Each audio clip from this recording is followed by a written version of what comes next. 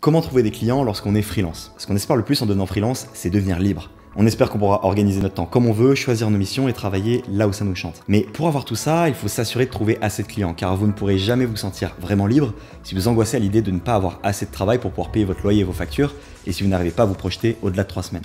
2 ans après m'être lancé à mon compte, il m'est arrivé ce que n'importe quel freelance redoute le plus. On est en 2017 ou 2018 lorsque je suis au restaurant avec mon père et que je fais la rencontre de quelqu'un qui venait de lancer une toute nouvelle application 2 ans plus tôt. On est à table lorsqu'il commence à me parler de son application et qu'il me dit qu'il est à la recherche de quelqu'un pour l'aider à faire de la prospection téléphonique et également par message sur LinkedIn. Il me montre au passage un message de prospection qu'il avait envoyé sur LinkedIn et j'en profite pour lui faire une petite remarque pertinente qui me vient à l'esprit. C'était pas grand chose comme remarque, mais ce petit conseil que je lui avais donné avait suffi pour éveiller sa curiosité. On discute un petit moment, il me montre un petit peu tout ce qui était mis en place, c'est-à-dire à ce moment-là pas grand chose, et je me dis que j'ai une carte à jouer. Très rapidement, je lui fais comprendre que décrocher le téléphone, c'était pas trop mon truc, mais que par contre, il a besoin d'un site web, de publicité et d'un certain nombre de choses qui sont indispensables pour développer son activité et que je suis capable de les mettre en place pour lui. On se donne alors un autre rendez-vous à son bureau, je lui fais une proposition qu'il accepte et c'est parti. 2 ans plus tard, le chiffre d'affaires qui a augmenté tout doucement avant notre rencontre a été multiplié par 5. Les semaines passent et c'est son associé qui devient mon interlocuteur principal. Le problème, c'est que cette personne est méfiante et surtout, elle ne perçoit pas du tout la valeur de mon travail. Ça fait 2 ans que j'ai mis en place tout ce qui fait que l'entreprise est visible sur internet, mais elle est persuadée que j'y suis pas pour grand chose, alors que mes campagnes ont généré plus de 100 000 téléchargements de l'application. Pendant quelques semaines, elle me donne des tâches à réaliser de temps en temps, généralement des choses qui apportent pas un énorme retour sur investissement, mais qu'elle perçoit comme indispensables. Seulement, plus le temps passe, plus elle bascule sur moi toutes les petites tâches qu'elle ne savait pas réaliser elle-même. Des documents PDF à produire, des vidéos tutoriels, des choses qui vont me prendre des semaines pendant lesquelles je serai incapable de me concentrer sur la stratégie marketing de l'entreprise. Le problème, c'est que c'est pas dans l'intérêt de l'entreprise de monopoliser sur des tâches à faible retour sur investissement. Un monteur vidéo sur Fiverr, ça coûte moins cher que moi, et moi je me vois handicapé dans mon vrai travail, qui est de lui rapporter des clients.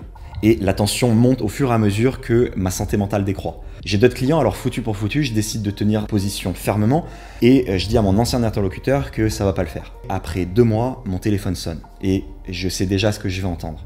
Je décroche et après 1h30 de discussion, je venais tout juste de perdre mon tout premier client, mais aussi mon plus gros client en termes de chiffre d'affaires. Cet échec m'a permis de comprendre une chose extrêmement importante, c'est qu'être expert de mon domaine ne faisait pas tout. Le problème, c'est qu'on devient freelance parce qu'on a une compétence à vendre, mais qu'on ne veut pas être sous les ordres d'un patron. Et c'est justement ici que se situe toute la différence. En tant que salarié, être compétent, ça suffit, car votre rôle est uniquement de faire ce qu'on vous demande. Et le problème, c'est que si vous vous contentez de répliquer ce modèle en tant que freelance, ça coince. Parce qu'en tant que freelance, vous ne pouvez pas vous contenter d'être un exécutant. Sinon, vous vous retrouvez dans la même configuration que celle d'un salarié, mais sans le cadre juridique et la protection sociale qui va avec. En gros, vous perdez la sécurité du salariat sans gagner la liberté du freelancing. Si vous voulez réussir en tant que freelance, vous avez un tout autre rôle à jouer. La majorité d'entre vous qui regardez cette vidéo avaient très certainement déjà des clients, au moins quelques-uns. Mais pourtant, vous êtes ici. Pourquoi? Eh bien, c'est parce que contrairement à ce que vous pourriez penser, avant de savoir comment trouver des clients, la première question à se poser, c'est comment faire en sorte que vos relations commerciales actuelles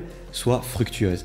Car de toute façon, vous n'êtes pas une agence et vous ne pourrez pas avoir des centaines de clients à la fois. Personnellement, il m'est arrivé de n'avoir que 3 ou 4 clients à la fois et d'en tirer de très bons revenus. La question principale, c'est pas la quantité de clients que vous avez, mais votre capacité à en tirer profit. C'est-à-dire qu'avant d'avoir beaucoup de demandes, vous devez déjà être capable de satisfaire vos clients, leur faire comprendre la valeur de votre travail pour vendre assez cher et ne pas devoir brader vos prix, fidéliser pour leur vendre beaucoup sur le long terme et ne pas avoir à chercher constamment de nouveaux clients, et vous rendre indispensable et irremplaçable pour avoir le contrôle sur la relation commerciale que vous avez avec eux. Avant de chercher à avoir beaucoup de demandes, il faut déjà chercher à atteindre ces objectifs, car à eux seuls, ils suffiront pour faire décoller votre carrière pour de bon. Lorsqu'on voit quelqu'un avoir du succès, on se dit souvent que cette personne est forcément compétente et que c'est parce qu'elle est compétente qu'elle a du succès. Alors bien évidemment, c'est un facteur qui compte. Maîtriser la technique de votre profession, c'est un atout majeur. Mais malheureusement, être compétent ne fait pas tout. Ce qui nous pousse à penser une telle chose tient de la psychologie humaine. Plus précisément de ce qu'on appelle le principe de preuve sociale. Pour faire simple, nous sommes naturellement poussés à suivre les comportements du groupe.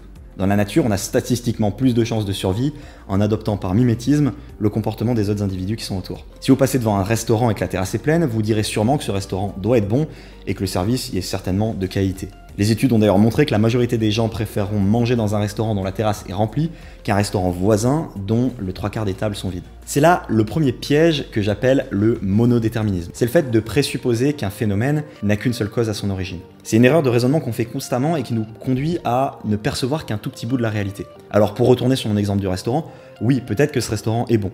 Ou peut-être qu'au contraire, il est juste bien placé dans un quartier très touristique, qu'il présente bien sa carte, que la terrasse est agréable, que le mec à l'entrée est sympathique ou est un bon vendeur, qu'il s'est mis sur les bons sites et fait en sorte d'avoir de bonnes notes. Bref, il existe peut-être un tas de facteurs que vous ne pouvez pas mesurer qui font que ce restaurant fonctionne bien. Mais la réalité, c'est la suivante, c'est que tant que vous n'avez pas pris place et commandé un plat dans ce restaurant, vous n'avez aucune garantie que ce que vous allez y manger sera bon. Ce restaurant a du succès, alors nous sommes poussés à présupposer que le restaurateur est compétent.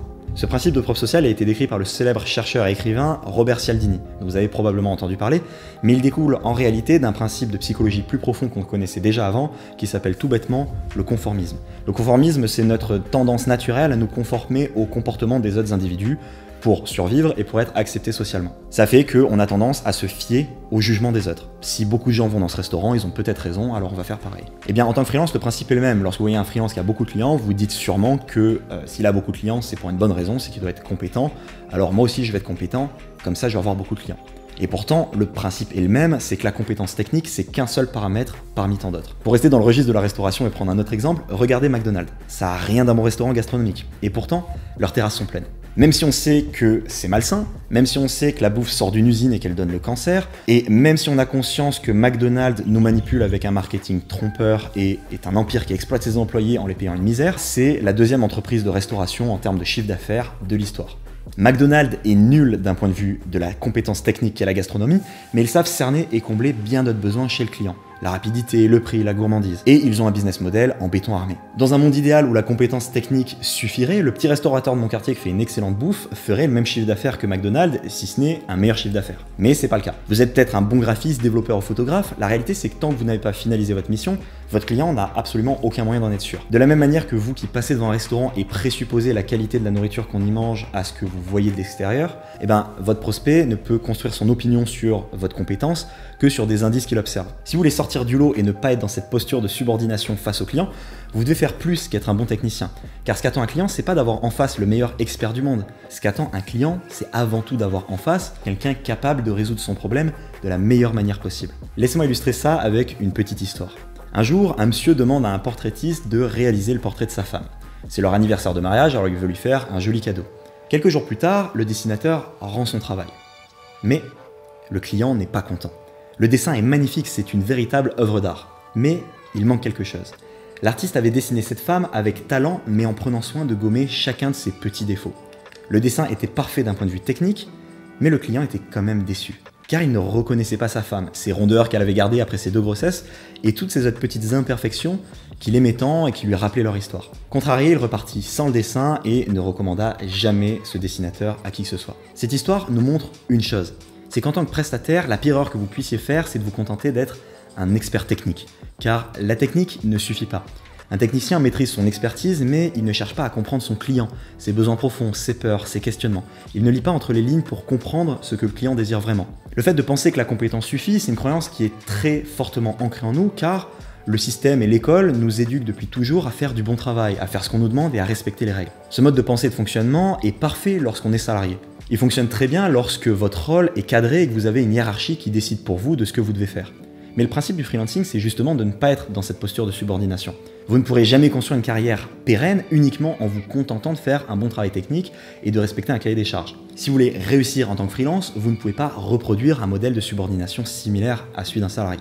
Mais bien évidemment, vous ne pouvez pas non plus arriver devant le client et lui dire « Non, vous m'avez demandé de faire ça, mais je fais quand même ce que je veux, allez vous faire foutre ». Bien évidemment, ça ne marche pas comme ça. Et c'est justement là que se situe toute la nuance de ce que vous allez comprendre avec cette vidéo.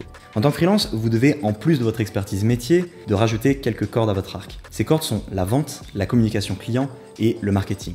Le marketing qui vous permettra de vous assurer qu'on entende parler de vous, la vente qui vous permettra de convaincre les gens de faire appel à vous pour résoudre leurs problèmes, et la communication client qui vous permettra d'être sûr de satisfaire vos clients et de mener la danse. Mais maintenant que tout ceci est dit, ce que vous voulez savoir, c'est quoi faire exactement. Pour ne pas échouer en tant que freelance, votre unique but, votre priorité absolue, ce doit être de résoudre le problème de votre client. Mais le problème que je vois la plupart du temps chez tous les vendeurs, c'est qu'ils confondent 2 choses très différentes. Le pourquoi et le comment. Les bénéfices de leur offre et ses caractéristiques. Le problème du client et le moyen de le résoudre. Par exemple, si vous êtes photographe spécialisé en immobilier, votre client ne veut pas des photos. Ça, il s'en fout. Votre client, ce qu'il veut, c'est vendre son bien ou le louer le plus rapidement possible et le plus cher possible. C'est ça que vous devez avoir en tête car ça influencera votre façon de réaliser votre travail dans l'intérêt du client. Par exemple, si vous êtes en face d'un client qui veut louer son bien en saisonnier, vous choisirez un très grand angle car ça donnera l'impression que les pièces sont très volumineuses, ce qui donnera plus envie d'y aller. Par contre, si le client veut vendre son bien, vous aurez intérêt à ne pas faire la même chose car donner l'impression que les pièces sont trop grandes feront que les gens seront peut-être déçus au moment de la visite car ils verront que les pièces elles sont pas si grandes qu'elles en avaient l'air en photo. Si vous vous concentrez uniquement sur les photos, vous mettrez un grand angle dans toutes les situations parce que ça fait de plus belles photos pour de l'immobilier.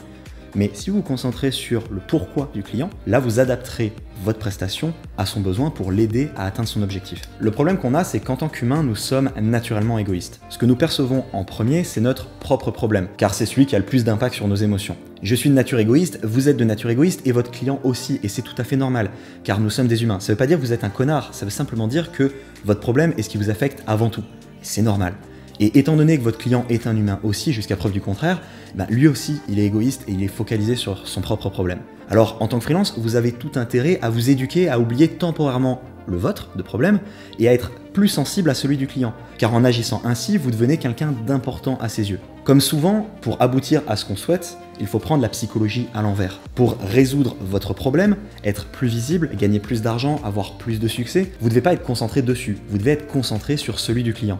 Il est bien plus facile de convaincre un client que vous avez la solution à son problème pour qu'il vous paye cher, ce qui au passage résoudra votre problème, que de le convaincre de vous aider à résoudre le vôtre en allant vers lui et en lui montrant que vous avez besoin de travail. Si vous arrivez devant le client et que vous essayez de vous vendre à tout prix, c'est là que vous risquez de ne pas y parvenir. Pour vendre, vous ne devez pas convaincre vos clients de travailler avec vous, vous devez convaincre vos clients que vous avez toutes les solutions à leurs problèmes. Vous devez faire preuve d'empathie. Mais le truc de cette philosophie, c'est qu'elle ne s'applique pas uniquement aux clients.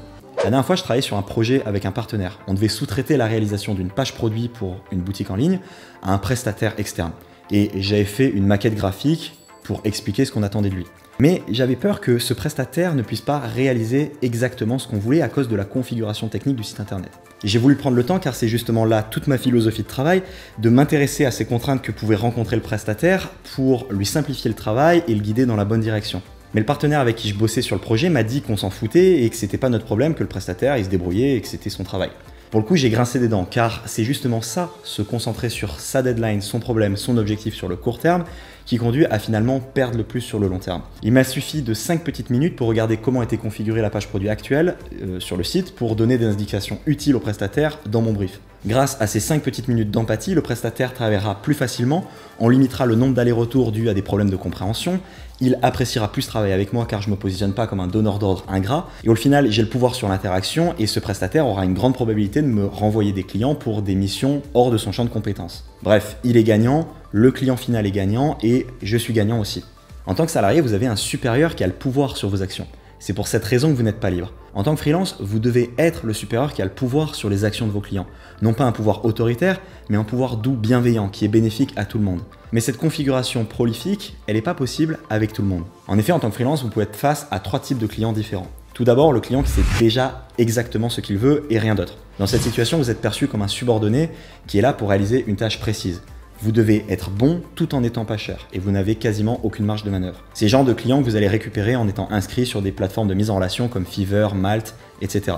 Vous n'en tirez pas grand chose la plupart du temps. Ensuite, il y a le client qui a un problème mais qui n'a aucune compétence technique pour le résoudre, qui est complètement largué sur le domaine. Dans cette situation, vous êtes le sauveur de votre client, vous êtes son dieu. Ce sont des clients qui sont prêts à payer, faciles à convaincre, idéaux en début de carrière, mais ce sont souvent des petits clients qui ont des petits projets et pas souvent les plus intéressants techniquement. Et enfin, il y a le client qui a une idée de ce qu'il veut car il a conscience de son problème, son pourquoi, et qui a déjà pensé à une solution, un comment. Dans cette situation, vous êtes appelé pour réaliser une tâche précise, le comment, mais vous avez totalement la capacité de réorienter le client vers un autre comment si vous percevez quel est le problème de fond qu'il cherche à résoudre et que vous comprenez que la solution à laquelle il a pensé n'est pas la meilleure. Là, tout dépend de votre champ de compétences, mais un client de ce type attendra une chose de vous, c'est que vous le conseillez, que vous l'orientez pour résoudre son problème. Il ne veut pas simplement que vous vous contentiez de faire exactement ce qu'il a demandé. Il attend que vous l'aidiez. Par exemple, si vous êtes spécialiste en site internet et qu'on vient vous voir pour un problème de temps de chargement et que ce client estime qu'il faut refaire tout son site internet, vous avez plutôt intérêt à vérifier si vous ne pouvez pas optimiser le site sans totalement le refaire. Alors certes, vous facturerez une prestation moins chère, mais vous apporterez un bénéfice plus grand au client qui vous recommandera et qui vous rappellera à chaque fois qu'il aura un problème, ce qui fait que sur le long terme, vous aurez un plus grand profit. En oubliant temporairement votre propre problème au profit du client, vous résolvez à la fois le vôtre et à la fois le sien. Pour exceller, vous devez vous concentrer principalement sur la troisième catégorie de clients. Alors bien sûr, c'est ajusté en fonction de votre domaine d'expertise. Mais plus vous chercherez à être cette pierre angulaire perçue comme un guide de confiance par l'ensemble des personnes avec lesquelles vous entrez en contact, plus votre aura sera grand et plus vous sera facile de trouver des clients. Cette stratégie, ou plutôt cette philosophie, repose sur un autre principe de Robert Cialdini, le chercheur dont je vous ai parlé un petit peu plus tôt. C'est le principe de réciprocité.